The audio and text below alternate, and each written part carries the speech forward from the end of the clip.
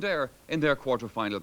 Well, last year, Wicklow took Meath to a replay, while Kildare, well, after all the hype and the expectation, fell flat on their faces in the first round. It made for an intriguing build-up to this game, though in truth, the result was emphatic. Commentators on this one again are Ger Canning and Colm O'Rourke. The one uncertainty in the Wicklow team was cleared up when David Gordon was given the nod ahead of Willie Carey to play at right cornerback. Gordon came on as a sub in the first round against Longford. So the Garden County will line up with a settled-looking formation, which includes the three Allen brothers, Robert at cornerback, Paul at number 5 and Terry at centre forward. There's also a pair of Kennys among the backs, brothers Hugh and Billy the team captain. While among their best-known forwards is Kevin O'Brien, an all-star in 1990, the year of the Bolton Glass Club triumph. Kildare's vacancy at full forward goes to number 14, Martin Lynch, but whether he plays there or not is a matter of speculation. Elsewhere, with injury to their regular goalkeeper, Mick O'Dwyer and company promote the under-21 custodian, Ger O'Gannon, to play in his first senior championship test. The full team, denied the services of several experienced players through injury, still looks impressive. Peter McConnell is selected at wing back in order to allow Glenn Ryan take over at centre half. And among the forward players, Brian Fahey moves out to wing forward, with Johnny MacDonald playing top of the left. The referee is one of the newcomers to championship fare, Brian White from County Wexford.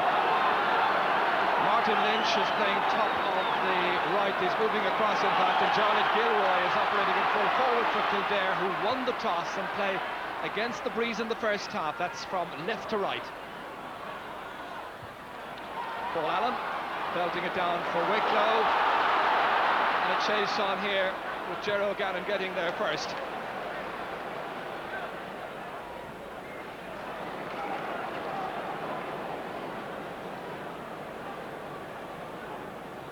Terry Allen belting it in.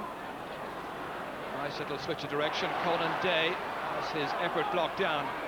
Spills loose, and referee Brian White quickly in to signal that it's going to be a Kildare free kick. Fergus Daly playing handball in there. It's Declan Kerrigan who finally restores a bit of order towards Martin Lynch. High challenge there by David Gordon, rather despairing as Lynch persists, and referee right from Wicklow, or Wexford rather, whistling up the play, indicting the Wicklow men. Niall Buckley has this chance to put his side in front, and he accepts the opening. 5 minutes into the first half.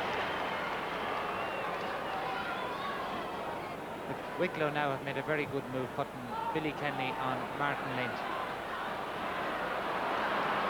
Tom Harris, meanwhile, being marked by David Gordon, as Davy Dalton fires it in again from well out the field towards Jarlath Gilroy, punching to the head of Hugh Kenny. It's a bad free, mopped up here by Peter McConnell. Nicely set up by Martin Lynch, giving John Walsh the chance to make his save and his clearance to Fergus Daly. Kildare leading by just the solitary point. Fergus, or rather it's Glenn Ryan, under some pressure, supported by John Crofton. Now Pat O'Byrne against Niall Buckley. Seamus Dowling fisting it down well, supported by Anthony Rainbow. It's Fahey trying to make his way forward. He was fouled by Conan Day.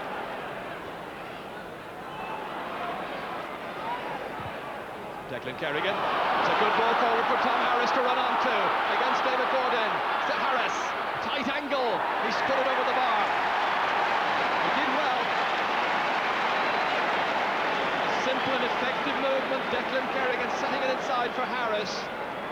And he got a bit of change out of David Gordon, but a good scoring chance, well availed of. Certainly the supply of ball is going for the Kildare forwards. Again, Declan Kerrigan, a very crafty forward. As if to underline that point, he engineers a very good score, taken in very convincing fashion and opening up a nice margin. Terry Allen now, Wicklow needing a score. There are 21 minutes gone in the first half. That's a nice lay-off here. And it's kicked and it's put over the bar, the umpire's decide, by Pat O'Byrne. But there's a degree of confusion because the referee is signalling that it's wide. The referee has signalled that it's wide. The scoreboard is recording 5 points to 1, and that's now being amended. Good work by Terry Allen to get through here, and he gives off a pass to Fergus Daly. A first chance of an easy time for Wicklow, and I think the ball was wide. I think a correct decision by the referee to disallow that point.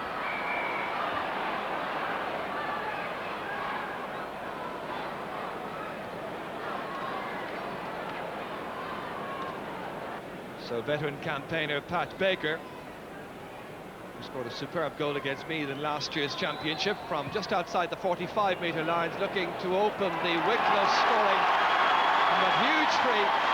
He's made it 5 points to 1.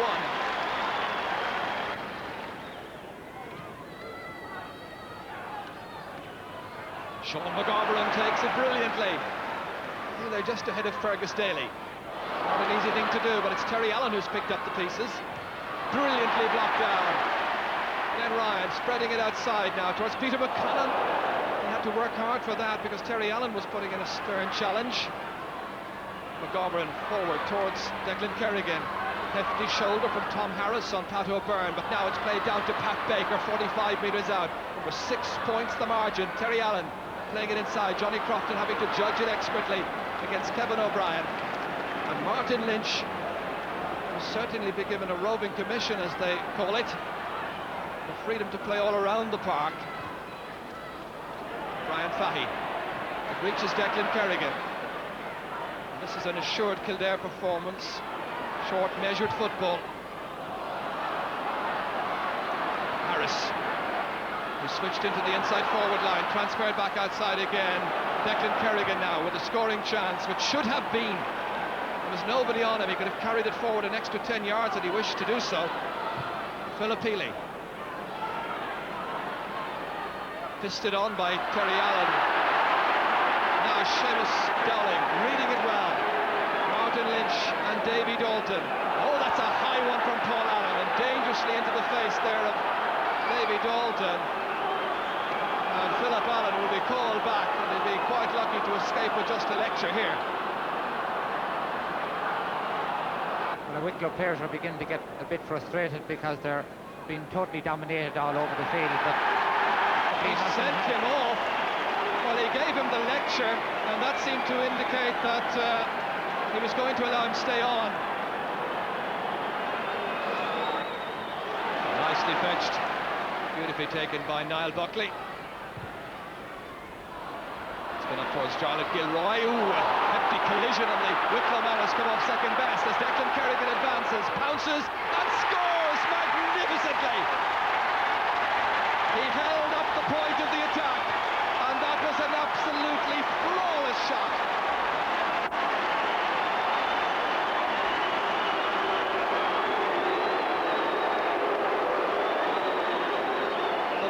Coming in, of course, from the Wicklow fans who saw their man floored in this challenge. Yes, Jarlath Gilroy runs into Fergus Daly very heavily and lets Declan Kerrigan loose, and he's only the goalie to beat. Puts it away very well from 10 yards. Not often as easy as it looks coming in on a goalkeeper like that, and it's expertly put away, and it looks as if the game is over. Just looking at that incident again there, and this man certainly looks quite a mess. The possible nose fracture. Anyway, a tall column there that the referee should have whistled up for a foul there, or did you see it as an accidental collision? I think that it should have been a free out. There's no doubt about it that Jarlath Gilroy did not make any attempt to go for the ball. Towards Raymond Dan, the Bolton glass man. Eventually backheeled that one to Conan Day. They've got so many players who can contribute so much more than we've seen so far, but it hasn't happened in the opening half. Now Niall Buckley. McGovern. Gilroy with the chance to turn and set it up for McGovern once again, and it's almost exhibition stuff now. Pat O'Byrne exchanging an angry glance while we watch Tom Harris. advance, set one up for Declan Kerrigan. Almost leisurely style, and it's Johnny MacDonald who gets his first point of the day. The lightly built Rainbow taking the sideline ball for Niall Buckley. Tom Harris continuing to operate in the inside forward line. Challenged by David Gordon. Harris doing well. Going by Billy Kenny. Still Harris fisting it over. The fisted point by Tom Harris, adding to the point that he scored in the first half. And that was a score he made happen all by himself.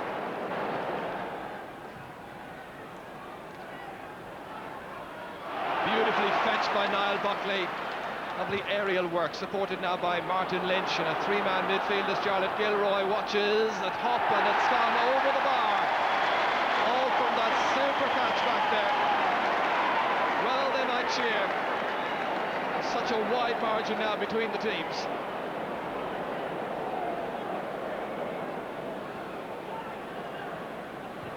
Brilliant piece of fielding here by Sean McGovern, who gets up very high over Pat O'Byrne, and Martin Lynch kicks in high. Hugh Kenny is holding off Charlotte Kilroy, and it hops about 10 yards out in this ground. Hard ground, goalkeeper should come out and take it. Finally, Wicklow managed to get their first point from play, and that milestone happens after 8 minutes of the second half. Credited to Kevin O'Brien. Well, Ministers Bertie Ahern and Charlie McCreevy. Peter McConnell, cross on this left wing for a change. Staying out there, receiving that pass from Johnny MacDonald. Sean McGovern, 45 metres out. And he simply wants to punish the passing errors being made by Wicklow. A first point for the midfielder. And a quite embarrassing scoreline if you're a Wicklow follower. Well, there's a view of the Kildare bench in there. Competition for place is very keen. As Kevin O'Brien raids, Wicklow need a goal to have any chance whatsoever. He's put it in the side netting, but off the fingers of the goalkeeper, who made a very good save. A frustrating evening for Kevin O'Brien. Yeah, don't blame you somehow. Towards Charlotte Gilroy. Difficult to gauge just how good a team this Kildare side is in '92, how much progress they have made in the past 12 months. Martin Lynch with 4 points, giving another masterful performance, but against a very insipid opposition this afternoon. Sean O'Brien struggling, but doing well to take it away from Martin Lynch. 45 metres out from the Kildare goal, again putting on the pressure. And it's Terry Allen seeking a way through, and he's goaled. It comes in the 27th minute after Kildare had begun to go to sleep. Such was the margin of their lead. What an awful pity that goal didn't come in the early stages of the first half. Sean O'Brien does very well to rob Martin Lynch under that high ball. Kicks it in very well. And Terry Allen does very well here. Takes a lot of steps, but when he gets the chance, he really sticks it away into the top corner. But it's too little, too late for Wicklow. That's in towards Tom Harris, struggling to hold on to it. Support there from Sean O'Brien and from Ashley O'Sullivan. Tripped by Charlotte Gilroy.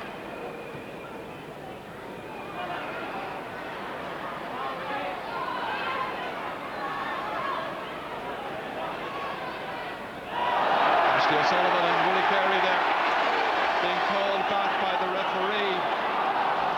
Willie Carey got this ball and had survived quite a dangerous tackle by Niall Buckley, and exacted retribution when the ball had gone, and now he's sent off. So 2 forced to make the long walk for Wicklow this afternoon. Willie Carey, the latest one, joining Paul Allen from the first half. And on this occasion, the referee had absolutely no option.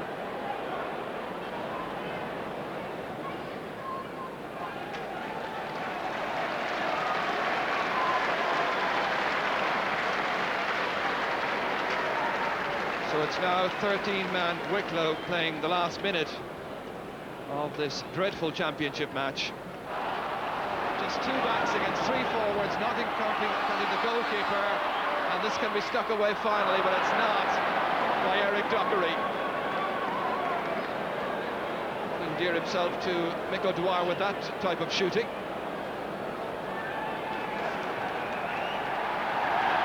The final piece of action on a very one-sided match.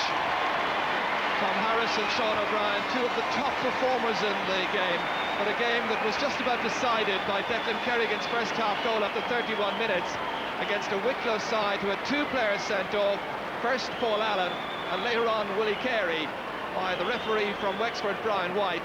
And so the final score here, as Kildare advance to the semi-finals against Westmeath and look favourites to reach the final, Kildare 120, Wicklow 1-6. Kildare came out and attacked in all sectors of the field. They attacked the ball from the defence right through midfield and up front, and they looked hungrier, they looked sharper, they looked fitter. I would argue that possibly we had as much work done as they had, but just nothing went right for us, you know. I think the turning point was when their wing back was sent off, created an awful lot of space around the middle of the field, which we used to full advantage, and Kerrigan was put straight through because of that space, and his goal was very decisive. How did you see the sending off offence? That's right. I got the ball from a break between Glenn and his opponent, and I gave a high ball to Davy Dalton. I think he was tackled high as he was turning, and the ref saw it as a dangerous tackle. I don't know, maybe he didn't deserve to get sent off. He was unfortunate, maybe.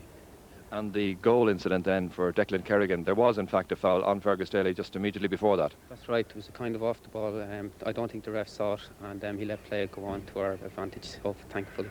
I was very disappointed today with the display of Wicklow. They just never seem to have got going. They seem to be a tired team. Your side by comparison were fit, full of running and so on, and they took some very good scores. Missing quite a few also though. Well, I suppose law of averages, when you have so much play, you will miss quite a number of scores. You can't put them all over. But I was satisfied enough with the amount of scores that they took today. They took their points well from good distances, and they created some great scores, and that was the important thing. Well, it may have come 12 months late, but Kildare's performance against Wicklow, well, the kind of display that football fans in the county have been longing to see. Could be very interesting in Leinster yet. Let's take a look at the statistics from that game now. Well, there were just marginally less frees in this game than the first one at Croke Park today. 44 in all, with 25 conceded by Kildare and 19 by Wicklow. Now, Kildare also kicked the greater number of wides, as Mick said. You can't score them all, I suppose. 10 more than their opponents, in fact. 17 against 7. Well, I'm sure the Colm O'Rourke